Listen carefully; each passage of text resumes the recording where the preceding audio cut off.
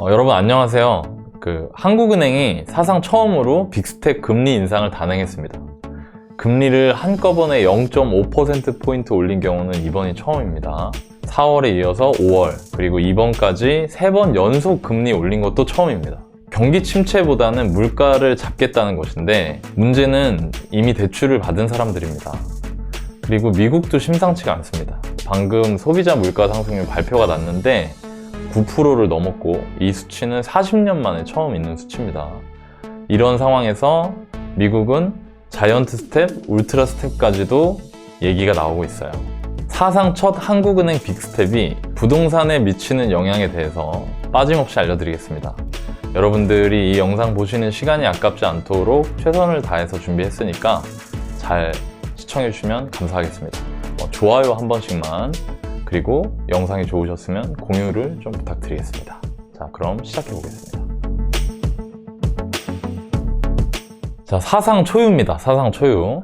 네, 한국은행도 성큼 걸어갔습니다. 어제 뉴스, 핸드폰이나 인터넷으로 뉴스 보신 분들은 요거 많이 보셨을 거예요. 요 장면. 의사봉으로 이렇게 기준금리 인상을 선포하는 우리 한국은행 이창용 총재님의 사진이 여기저기 다 걸렸습니다. 그리고 기사 제목이 이런 게 많았죠. 한국은행 사상 첫 빅스텝. 우리나라의 기준금리는 연 2.25%가 됐다. 그리고 인플레 압박에 사상 처음으로 3회 연속으로 기준금리 인상했다. 아니나 다를까 난리가 났어요. 이거 보고. 그래서 이 빅스텝 그리고 3회 연속 이거 다 사상 처음입니다. 그러니까 지금 뭔가 상황이 심상치가 않은 거죠. 궁금해 하시는 분들을 위해서 저희가 긴급 편성을 준비했습니다. 네, 제가 눈밑이 다크서클이 생겼네요. 그렇지만 그래도 열심히 준비했으니까 잘 봐주시면 좋겠습니다. 자, 일단 사실을 한번 확인을 해볼게요. 좀 전에 두 가지가 사상 처음이라고 했잖아요. 하나는 빅스텝, 하나는 3회 연속 인상. 이게 어떻게 된 건지, 어떤 상황인지를 먼저 살펴보겠습니다. 자, 빅스텝은 0.5%포인트를 인상하는 걸 말해요. 보통 기준금리를 인상할 때 베이비 스텝 0.25%포인트, 빅스텝 0.5%포인트, 자이언트 스텝 0.75%포인트, 그리고 울트라 스텝이 이제 1.0%포인트거든요.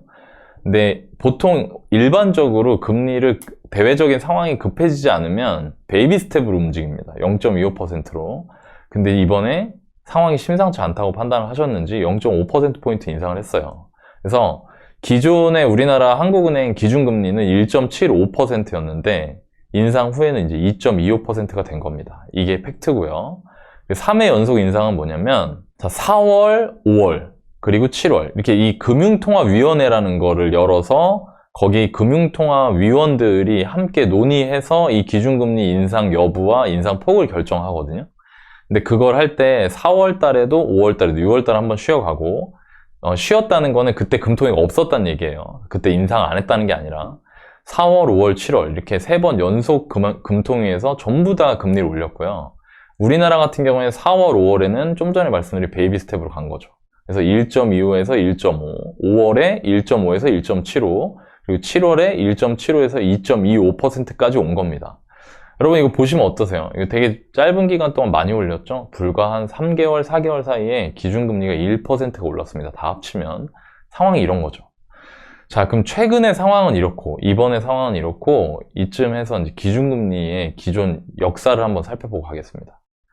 자, 이거는 한국은행에 게시되어 있는 기준금리 변동 추이예요. 네, 보시면 최근 상황이 이렇게 가파르게 올라가고 있는 게 보이시죠? 이게 언제부터 언제까지냐면 2021년 8월, 그러니까 작년 8월입니다. 작년 8월부터 이번까지, 지금 올해 7월이죠. 그러니까 11개월 동안 전체 다 합치면 1.75%포인트가 인상이 됐어요. 무슨 얘기냐면 21년 8월만 해도 기준금리가 0.5%였거든요. 그러니까 제로금리를 가내만해 막 이랬었단 말이에요. 이유는 코로나가 2020년 초반에 터지고 금리를 각국이 막 앞다퉈서 내리면서 그 경기 부양을 하기 위해서 돈을 풀고 기준금리 낮췄었거든요. 그거를 회수하기 시작한 지 이제 1년 남짓 됐는데 1년 남짓한 기간 동안 무려 최초 기준금리 수준을 생각하면 지금 4배가 넘게 올라간 겁니다. 그러니까 장난이 아닌 거죠, 지금 상황이. 좀 전에 말씀드린 것처럼 유례 없는 속도예요. 차트를 보면 이렇게 올라간 때가 있었죠? 근데 지금이 제일 가파릅니다. 그죠? 유례 없는 상황이고, 또 하나는 비슷한 때가 있었다는 거예요. 그게 언제냐면 요때죠, 요때. 요때가 2010년 7월부터 2011년 6월까지, 이때도 11개월 동안이었네요. 그 동안에 금리가 1.25%포인트 정도 올라갔습니다. 이때도 많이 올랐었죠, 단기간에. 제가 이 말씀을 드리는 건 이따가 저희 부동산하고 연결해서 말씀을 드릴 거라서 이걸 잘 기억해 두시고 계속 시청해 주시면 감사하겠습니다. 자, 그러면 이제 이거 왜 이러는 건지 한번 살펴봐야죠, 저희가. 그죠? 도대체 왜 이러냐. 이거를 살펴볼 때 여러분들, 제가 이제 공부도 같이 하는 거니까 기사를 많이 보시거든요. 근데 제가 항상 말하지만 저희 정책 할 때도 그렇고, 이 정부에서 뭔가를 할 때는 항상 보도자료라는 걸 냅니다. 그 관련 부처에서. 거기에 정확한 입장이 아주 정제된 워딩으로 표시가 돼 있거든요. 그걸 원문이라고 하죠. 그 원문을 한번 보려고 그래요. 네, 아마 이 원문 보고 이렇게 콘텐츠 만들거나 방송하시는 분들 거의 없을 텐데 제가 한번 찾아봤습니다. 제가 평상시에 저는 원문을 보기 때문에. 짠! 자, 한국은행 홈페이지입니다. 한국은행 홈페이지에 가면 여기 이렇게 보면 의결사항 해가지고 2020년도 의안 제21호 통화정책 방향, 통화정책 방향이라는 원문이 있거든요. 이거는 7월 13일 게시됐습니다. 그 기준금리 올라갈 때 게시된 거죠. 여기 통화정책 방향 의결문이 있어요. 그래서 제가 이거를 내려받아서 여러분들께 같이 읽으면서 배경을 한번 살펴보도록 하겠습니다. 자, 원문 첫 번째입니다. 첫 번째 내용이고요. 볼게요. 통화정책 방향 2022년 7월 13일. 너무 많아요, 너나니. 머리 아파요. 제가 필요한 데는 밑줄 그을게요. 밑줄. 자, 현재 1.75에서 2.25로 상향 조절합니다. 좀 전에 얘기했죠? 그죠? 국내외 경기 하방 위험이 증대되었지만, 이건 뭐냐면 경기 침체 우려가 조금씩 커지고 있지만, 그럼에도 불구하고 물가 상승세가 너무 높아요.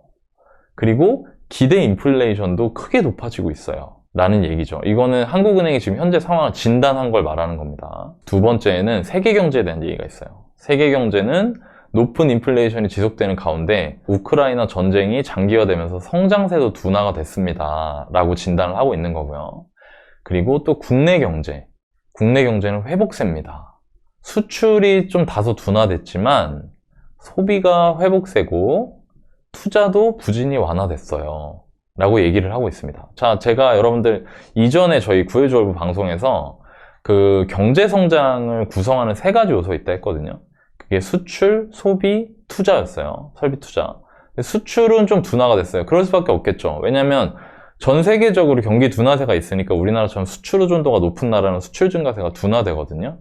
그런데 다행스럽게도 나머지 축 두 개, 소비, 국내 소비가 어느 정도 회복세를 유지를 하고 있고 설비 투자도 좀 늘어났어요. 여러분들 얼마 전에 그 현대차에서 공장 짓는다고 했던 거 기억나세요? 30년 만인가 우리나라에 국내 공장 짓거든요, 현대차에서. 그러니까 그런 약간 지금 잘 되고 있는 기업들은 설비 투자를 그래도 꾸준히 하고 있다. 요렇게 지금 상황 진단을 하고 있는 거죠. 일단 요거 제가 상식으로 잠깐 말씀드릴 건데, 단기 기대 인플레이션이라고 보이시죠? 여러분들이 최근에 인플레이션에 관심이 많으셨던 분들은 물가 상승률, 이거에도 많이 관심이 있으셨을 텐데, 이 기대 인플레이션이라는 얘기도 심심치 않게 나옵니다. 이거를 개념을 알아두시면 여러분들이 좀 도움이 될 것 같아요. 이 기대 인플레이션이 뭐냐면 경제 주체들이 앞으로 1년 동안 물가가 얼마나 오를 것인지를 내다보는 거를 측정하는 거예요. 이게 어떤 의미가 있냐면 이런 겁니다. 예를 들어서 요즘에 차가 막 안 나오잖아요. 그러니까 이게 중고차가 신차보다 더 비싸졌거든요. 차를 한번 사면은 막 1년 반, 2년 기다려야 되니까. 여러분들 그런 얘기 주변에서 많이 들어보셨죠? 중고차 값이 올라가니까 신차 가격이 어떻게 되겠어요? 이 중고차보다 신차가 비싸야 정상이잖아요. 그러니까 사람들이 어떻게 될 거냐면, 야, 이거 신차 가격도 올라가는 거 아니야? 그리고 요즘에 다 올라가잖아. 야, 이거 빨리 사놔야 되는 거 아니야? 빨리 사놔야 되는 거 아니야? 이런 심리가 점점 퍼지는 거예요. 그러니까 흔히 얘기하는 사재기 심리가 생기는 겁니다, 이제. 왜냐면 오르기 전에 빨리 사야겠다는 생각을 하거든요. 이걸 뭐라고 하냐면 투자에서는 가수요라고 하는데, 가수요는 투자에만 있거든요, 원래 일반적인 경우에. 근데 지금 생필품에까지도 이런 가수요가 붙고 있는 거예요. 그럼 이게 어떤 역할을 하느냐? 이 미사일 발사체를 생각하시면은 인공위성 같은 거 물가 상승률이 본체예요, 물가 상승이. 근데 이게 추진체 역할을 하는 겁니다. 기대 인플레이션이 높으니까 이 물건을 파는 사람들이 더 비싸게 팔려고 그래요. 사람들이 비싸게 오를 거라고 생각을 하고 있으니까. 사람들은 또 어때요? 이 올라갈 것 같으니까 더 달라붙는 거죠. 그래서 단기 기대 인플레이션이 높다는 거는 물가 상승을 더 가속화할 수 있는 요인으로 볼 수 있거든요. 그러니까 이런 부분이 우려된다는 거죠. 지금 저 얘기는. 그리고 고용 상황. 고용 상황도 여기 얘기가 나오는데 큰 폭의 취업자 수 증가가 이어지는 등 개선세를 보이고 있다. 제가 이전 방송에서 얘기했었는데 경기 침체가 오면 실업률이 증가하거든요. 근데 지금까지 이 내용은 보이지 않는다는 거예요. 그러니까 물가는 좀 심각한데 경제 회복세는 그래도 다행히 양호한 것 같습니다 라고 본다는 거죠. 정리하면 이겁니다. 이거. 지금 국내외 물가 상황은 불안정해요. 그렇지만 다행스럽게도 국내 경제는 회복세를 유지하고 있다고 저희는 보고 있어요 라는 겁니다. 이게 한국은행의 입장이에요. 자, 다음 두 번째 보겠습니다. 이제 물가 상승에 대한 구체적인 얘기를 하거든요. 그 한국은행이 판단하고 있는 물가 상승의 주된 원인을 얘기를 해요. 보면 석유류가 너무 오른다. 아, 진짜 미쳤습니다. 이 6%까지 올라갔어요. 물가가, 우리나라 물가가. 그리고 아까 말씀드린 그 기대 인플레이션이 4%에 근접하는 수준으로 상승했고요. 이게 원래 절대 이 정도 수치가 안 나왔었거든요. 그러니까 아까 말씀드린 것처럼 이 올라가는 본체도 빠른데 지금 추진체도 막 힘을 내고 있는 거예요. 그러니까 불안불안한 거죠. 오름세를 이어갈 것으로 보인다. 이 부분이 중요합니다. 자, 물가와 경기 상황을 종합해 볼 때 경기 하방 위험이 큰 것이 사실이나, 즉 경기 침체가 올 수 있는 그런 우려가 있지만 아직 불확실성이 높아요. 아직 경기 침체가 온 거 아니잖아요? 요겁니다. 그래서 지금은 물가를 잡는 게 우선입니다. 그러니까 한 방에 빅스텝 하겠습니다 라는 거예요. 이 내용이. 다시 정리해 볼까요? 좀 전에 제가 요거라고 했죠. 첫 페이지에서. 두 번째 페이지는 여기에 더해서 경기보다 물가가 급하니까 금리 올리는 거예요. 0.5%나 이해해 주세요 라는 겁니다. 자, 그리고 마지막에 하나 더 있어요. 이건 이제 앞으로 어떻게 할지를 얘기를 하는 거예요. 앞으로 물가가 상당 기간 목표 수준을 상회할 것으로 예상이 돼요. 그래서 금리 인상 계속할 거예요 라는 거죠. 이거는 여러 가지 의미가 있는데 한국은행 총재님이 이게 입이 그분이 하시는 말이 저 같은 유튜버가 하는 것보다 훨씬 중요하잖아요. 그죠? 그분은 본인 말이 가지는 그 힘을 알기 때문에 이렇게 해서 나는 물가 잡을 때까지 올릴 겁니다 라고 얘기를 해서라도 물가를 잡으려고 하는 액션이 들어있는 거예요. 의미가. 아주 강한 이 의지를 선포하는 거죠. 자, 그러면 지금 이게 다거든요. 총화정책방의 원문 전부 다인데 이 내용을 종합을 해볼게요. 그리고 나서 여러분들한테 앞으로 부동산 시장 어떻게 될지에 대한 제 생각 말씀드리겠습니다. 첫 번째, 국내외 물가 상황 불안정해요. 그렇지만 경기는 괜찮은 것 같아요. 그러니까 금리를 올릴 거예요. 물가가 중요하니까. 그리고 앞으로도 물가가 당분간 계속 높은 수준일 테니까 저는 물가 목표 수준이 될 때까지 올릴 거예요. 요겁니다. 정리되셨어요? 이게 한국은행의 입장인 거예요. 왜 이렇게 됐는지 그 배경을 설명을 드린 겁니다. 자, 그리고 신문기사에 보면 요거 말고 다른 외부적 요인에 대한 얘기도 있어요. 그래서 제가 외부적 요인도 정리를 해볼게요. 내부적 요인은 좀 전에 말씀드린 겁니다. 물가 상세 장기화 우려된다. 기대 인플레이션까지 지금 높아지고 있다. 경기는 회복세인 것 같아요. 아직까지는. 요거였잖아요. 지금까지 얘기한 게. 근데 외부적 요인이 이게 있습니다. 여러분 이 얘기 많이 들어보셨을 텐데 미국 기준금리하고 역전이 우려된다. 이거를 한국은행에서 그 통화정책 원문에다가 넣진 않았는데 분명히 신경 쓸 거예요. 여러분들 그런 얘기 많이 들어보셨죠? 야, 미국이 좋아? 우리나라가 좋아? 저는 우리나라 좋아요. 우리나라 좋은데 미국이 좋다는 거는 미국의 그 달러나 자산으로서의 가치를 말하는 겁니다. 근데 미국의 기준금리가 우리나라보다 더 높아. 그러면 너 같으면은 미국에 투자할래? 한국에 투자할래? 라고 하면 미국에 투자하겠죠? 그러면 우리나라에 있는 달러가 어떻게 되겠어요? 다 미국으로 빠져나가겠죠? 그러면은 우리나라에 있는 통화 보유량이, 달러 보유량이 줄어드니까 옛날 환란이 올 수도 있잖아요. 그러니까 요런 논리 때문에 미국 기준금리가 우리나라 기준금리보다 항상 낮아요. 일반적으로. 근데 지금 좀 전에 제가 방송 도입 부분에 미국 이번에 진짜 몇 프로 0.75가 아니라 1% 올릴지도 모른다 이런 얘기 나온다고 했잖아요. 미국 물가가 장난이 아니니까. 그럼 미국이 금리를 급하게 올리면 우리나라 역전되잖아요.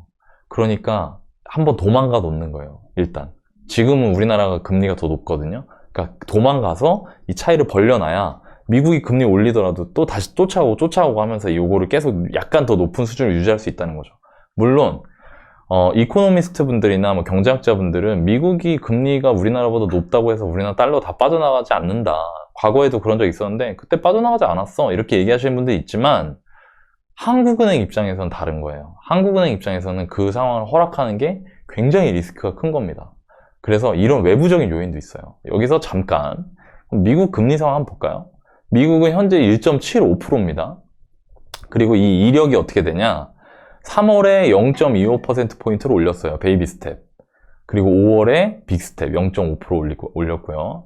6월에 0.75%포인트 자이언트 스텝을 했죠. 그리고 이번 달 말에 미국 연준 또 우리나라 금통위 같은 게 예정이 돼 있습니다. 근데 0.75%포인트 올릴 것 같아요. 지금 상황상. 물음표라고 해놨죠. 아직 미정이니까. 근데 1% 올릴 수도 있겠다는 얘기까지 나옵니다. 지금. 그러면 어떻게 되냐면 우리나라 아까 2.25%였죠. 그럼 만약에 미국이 7월 달에 0.75%포인트 올리면 2.5%가 되는 거예요. 역전되잖아요. 그러니까 지금 우리 빅스텝 한번 해야겠다. 이런 배경이 깔려 있다는 거죠. 자, 정리가 됐어요. 그럼 이제 현재까지 왜 이런 일이 일어났고 현재 상황이 어떤지 정리를 했으니까 앞으로 어떻게 될까? 요거를 한번 봐야겠죠. 자, 우리나라 기준금리 변동치를 다시 한번 보겠습니다. 좀 더 큰 화면으로. 제가 아까 앞에서 지금 최근 11개월 동안 1.75%포인트 올렸다고 했죠? 그래서 지금 우리나라 2.25%가 됐습니다. 이게 옛날에는 요때, 비슷한 때가 이때였다고 했잖아요. 2010년, 그러니까 지금으로부터 한 12년 전에 인상을 시작해서 11개월 동안 1.25%포인트를 올렸어요. 그래서 이때 2%에서 3.25까지 갔었습니다. 절대적 수준은 지금보다 높죠? 그쵸? 그리고 또 하나, 인하기가 있었죠. 2012년 7월부터 2016년 6월까지 47개월 동안 2%포인트를 내렸어요. 장기간. 요런 이력을 갖고 있다. 이걸 알아놓은 상태에서 이제 부동산으로 가보겠습니다. 자, 이때 어떻게 부동산이 움직였는지 한번 살펴볼게요. 자, 수도권 아파트 매매 지수입니다. 수도권이에요. 수도권. 이거는 1986년부터 최근까지 수도권 아파트의 가격이 어떻게 변화해 왔는지 지수로 표현한 거예요. 좀 전에 최근에 금리를 오르고 내린 기간 동안에 매매가가 어떻게 변했는지 한번 살펴볼게요. 과거에 올렸던 기간, 우리 11개월 동안 올렸던 기간, 요거를 토대로 판단을 해보면 이때 1.25%포인트 올려서 요 3.25%가 됐을 때 수도권 부동산 어떻죠? 약보합이죠? 이때 분위기 안 좋았습니다. 사실 금융위기 맞은 상태에서 계속 보합을 가다가 여기서부터 조금씩 내려오기 시작했어요. 그리고 그 다음에 금리를 내렸던 기간, 요 가운데 비는 기간 동안에 3.25%가 그대로 쭉 유지가 됐었고, 금리를 내리니까 되게 재밌는 게 금리 내리니까 처음에는 계속 빠져요. 그죠? 계속 빠지다가 나중에 어느 정도 회복이 됐죠. 아, 수도권 아파트는 그래도 금리하고 어느 정도 연관이 있는 것 같은데? 인 거예요. 정리하면 이미 가격이 많이 오른 상태에서는 적지 않은 부담으로 작용한다는 겁니다. 금리 인상이. 이거 보세요. 여러분들이 요것만 보시면 안 돼요. 공부하실 때. 이 배경을 봐야 되거든요. 이 앞을 볼까요? 이 앞을 보세요. IMF 터지고 조정이 있은 이후에 그 다음에 쉬지 않고 10년을 올랐어요. 집값이. 쉬지 않고 오르니까 이때 가격이 어땠겠어요? 가격 수준이. 비쌌겠죠. 비싼 상태에서 금리를 올리니까 그게 영향을 주는 것처럼 보이는 거죠. 그럼 이렇게 정리할 수 있는 겁니다. 가격이 많이 오른 상태에서는 확실히 금리를 올리는 게 보유자든 매수자든 적지 않은 부담으로 작용을 한다. 이렇게 볼 수 있겠죠. 자, 그러면 이 말이 정말 다 맞느냐, 그걸 또 살펴보기 위해서 광역시를 한번 보겠습니다. 2010년 7월부터 2011년 6월까지 11개월 동안 금리 인상한 거예요. 이게 똑같이. 근데 이거 보세요, 여러분. 엄청 올라갔죠. 그죠? 파란색이 부산, 주황색이 대구, 그리고 회색이 광주, 노란색이 대전, 그리고 이 하늘색이 울산이거든요. 이 금리 인상기, 아까 그 서울 수도권 부동산이 침체기로 접어들던 그 시기에 이 지방광역시는 폭등을 했던 거예요. 되게 신기하지 않습니까? 그죠? 금리 인하기는 어땠냐? 금리 인하기에도 떨어진 데가 없어요. 대구 같은 경우에 이때 막 맹렬하게 올라갑니다. 오히려 이때는 조금 쉬었다가 이때 맹렬하게 올라가죠. 그럼 또 앞을 봐야 돼요. 이 앞을 볼까요? 뿅, 여기를 보세요. 여기.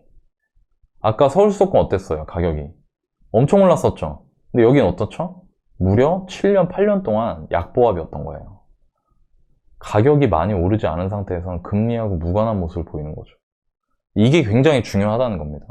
사람들은 매크로로 보고 단편적으로 금리가 오르면 부동산 다 떨어진다, 아니면 금리를 내리면 부동산 다 오른다, 이렇게 생각하지만 실제로 우리나라의 부동산 시장을 보면 도시마다 지역마다 각기 다른 모습을 보인다. 제가 이 얘기 굉장히 많이 하죠. 근데 중요한 건 뭐냐, 이거 시청하고 계신 분들이 다 수도권 계신 건 아니잖아요. 내가 만약에 대전에 산다, 내가 울산에 산다, 내가 부산에 산다, 그럼 그 지역마다 그 특징을 잘 보셔야 되는데, 그냥 단순히 이런 뉴스만 갖고 잘못 판단하시면 나중에 굉장히 힘들어질 수 있기 때문에 여러분들이 공부의 깊이가 좀 더 들어가야 돼요. 자, 그럼 결론은 뭐냐, 금리가 부동산에 영향을 줄 수는 있지만 절대적이라고 볼 수는 없다는 거예요. 완전 진리라는 건 아니라는 거예요. 금리 오르면 무조건 가격 떨어지고 금리 내리면 무조건 가격 올라간다, 이게 아니라, 그렇게 단편적으로 생각할 게 아니라 현재 저평가된 여부를 판단할 수 있어야 된다. 아까 제가 수도권 보여드릴 때 수도권이 가격이 금리에 영향을 받았던 건 이전 기간 동안 상당히 오랫동안 올랐기 때문이었잖아요. 또 반대로 광역시는 금리가 오르는데 이렇게 폭등할 수 있었던 건 그 전에 가격이 전혀 오르지 않았다는 거예요, 오랫동안. 그러니까 중요한 게 뭐냐, 지금 현재 가격 수준, 지금 현재 저평가된 여부를 판단할 수 있어야 된다는 거죠. 여러분들이 이 능력이 핵심이에요, 부동산 시장에서 실패하지 않으려면. 이 교훈을 좀 드리고 싶었습니다. 자, 그러면 마지막으로 노나이님, 그럼 이제 저 어떻게 해야 되죠? 알았어요. 저 이제 공부 열심히 해서 어디가 싼지 비싼지 그건 제가 앞으로 해볼게요. 노나이님한테 열심히 배울게요. 월브TV 구독하면서. 근데 지금 어떻게 해요, 지금? 이런 분들이 많아요. 그래서 제가 이것도 나눴습니다. 무주택자, 1주택자, 다주택자. 자, 무주택자 분들은 또 이렇게 나눌 수 있죠. 저 집 사고 싶어요. 전월세 전전하면서 살아가지고 저 집에 한 매 쳤거든요. 저 무조건 살 거예요. 지금 이렇게 조정받고 이전에 고점 대비 가격 빠진 거 나올 때 저 살 거예요. 이런 분들은 뭘 신경 써야 되냐? 이거 꼭 신경 쓰셔야 된다. 향후 2, 3년간 금리 인상 감안해서 주담대의 상단을 정하셔야 돼요. 그러니까 여러분들이 지금 은행 가시면 주택담보대출 4% 중반이거든요. 신용등급이 매우 높은 분들도 제한 받는 게. 근데 이게 끝이 아니라는 거예요, 지금. 그 한국은행 총재님이 거기 써놨잖아요. 물가 잡힐 때까지 올릴 거예요, 이렇게 얘기했잖아요. 그리고 미국 이런 데서 물가 잡히는 시그널이 나와주면 좋은데 그게 아니잖아요. 그러니까 앞으로 2, 3년 동안은 금리 올라갈 수 있다고 생각을 하시는 게 안정적 판단이라는 거죠. 그러면 지금 금리보다 주담대 더 오른다는 거잖아요.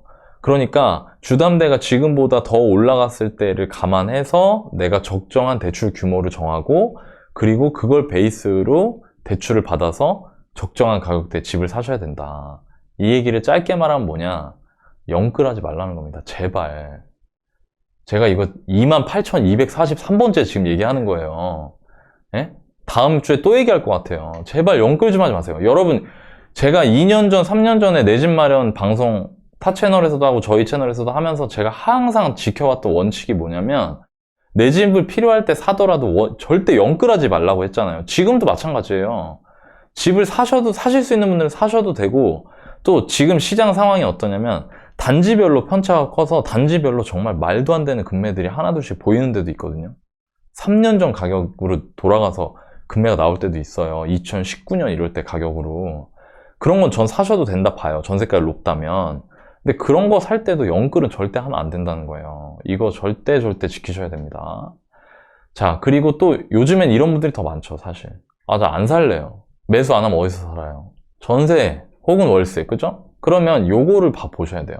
전세대출 금리를 보셔야 되고요. 내가 전세대출 금리, 전세대출 이만큼 받았을 때 부담해야 될 이자가 얼마인지가 나오겠죠? 그거하고 월세를 반드시 비교해 보셔야 돼요. 반드시. 여러분들이 되게 재밌는 게, 되게 어이없게 내가 같은 단지에서 월세 살았으면은 한 달에 10만원, 20만원씩 아낄 수 있는 상황들이 속출하고 있습니다, 지금. 전세금리가 올라가기 때문에. 그러니까 집을 구하시기 전에 꼭 월세집도 보시고, 그 월세집하고 내가 은행 가서 상담받은 전세자금 대출 금리, 부담 이자하고 비교해 보시고 여러분들이 유리한 방향으로 선택을 하셔야 돼요. 내 집 안 산다고 하더라도. 그러면 오늘 영상이 여러분들한테 매달 10만원, 20만원짜리가 되는 겁니다. 자, 1주택자 분들은 그럼 어떻게 해야 되냐? 영끌한 사람들이 있죠.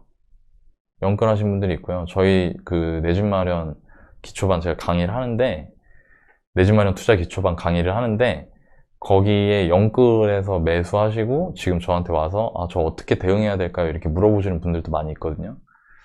그분들한테 일단 얘기하는 건 당황하지 말아라. 당황하면 안 돼요. 그리고 뉴스 보거나 주변에서 사람들이 야, 너 뭐 영끌했어? 너 이제 큰일 났다. 이런 소리를 자꾸 듣잖아요. 근데 사람이 내가 공부가 안 돼 있으면 흔들린단 말이에요. 그러니까 일단 당황하지 마요. 당황하지 말고 아까 제가 말한 것 같이 냉정하게 이게 가능한지를 검토를 해보세요. 앞으로 2년, 3년 동안 금리 더 올라갈 수도 있다는 걸 감안해서 그거를 먼저 검토를 해보세요. 숫자로 써보세요. 그리고 제가 또 하나, 제가 아까 앞에서 여러분들한테 기준금리 이 과거 추이를 보여드릴 때 2010년도 초반에도 올라갔고 최근도 올라갔잖아요. 근데 2010년도 초반에 올라가고 나서 그 다음에 어떻게 됐죠? 47개월 동안 금리가 떨어졌잖아요. 그죠? 그 얘기는 뭐냐면 금리를 올린다는 건 반대로 얘기하면 금리를 내릴 수 있는 여력이 만들어지고 있다는 거예요. 그러니까 그 시기까지 잘 견뎌야 되거든요, 여러분들이. 그러니까 감당 가능한지 일단 숫자로 먼저 써보세요. 불안해만 하지 마시고. 두 번째, 감당이 안 된다 판단이 되면 전세 혹은 월세로 일단 임대를 주는 거예요. 그럼 어떻게 되냐? 담보대출이 줄어들죠?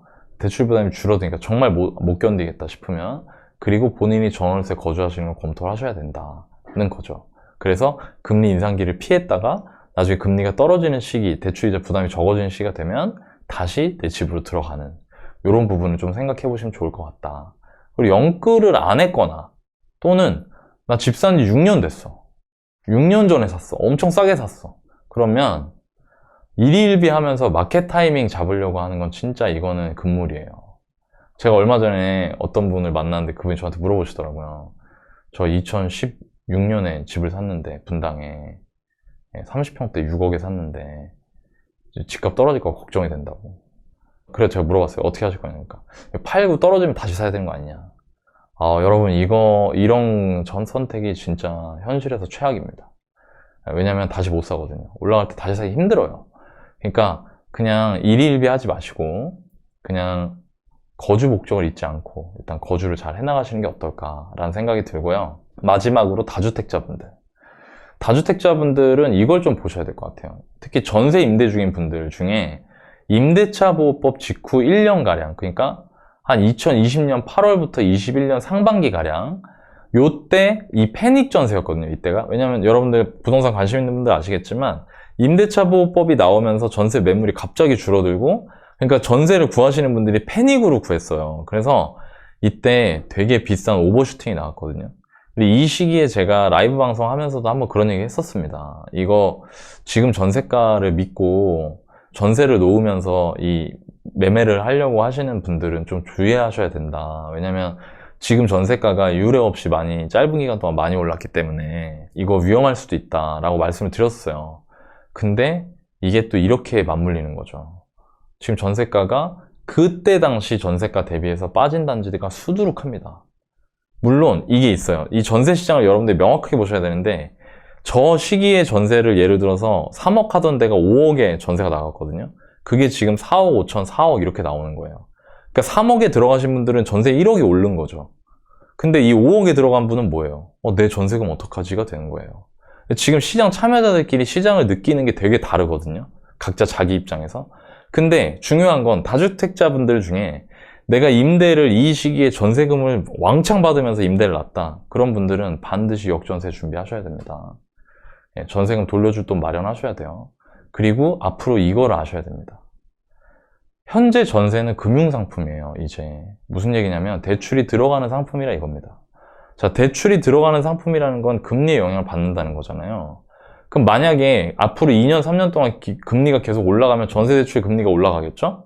전세대출 금리가 올라가면 전세를 받으시는 분들의 비용 부담이 늘어나겠죠? 비용 부담이 늘어나니까 그 사람들이 전세를 찾는다? 많이? 이제 어떻게 되냐면 제가 아까 알려드린 것처럼 그분들이 월세하고 따져볼 거예요.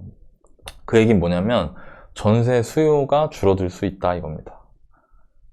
고금리 시기에는 전세가가 올라가기 힘든 구조로 점점 가고 있다는 거예요.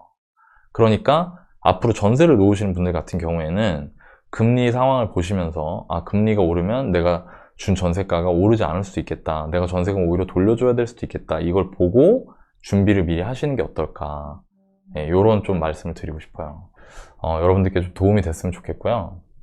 혼란스러운 시국에 저희 채널이 여러분들한테 힘이 되어 드릴 수 있었으면 좋겠습니다. 구독과 좋아요, 그리고 좋은 내용이라 생각되시면 여러분들 주변의 소중한 분들께 공유해 주세요.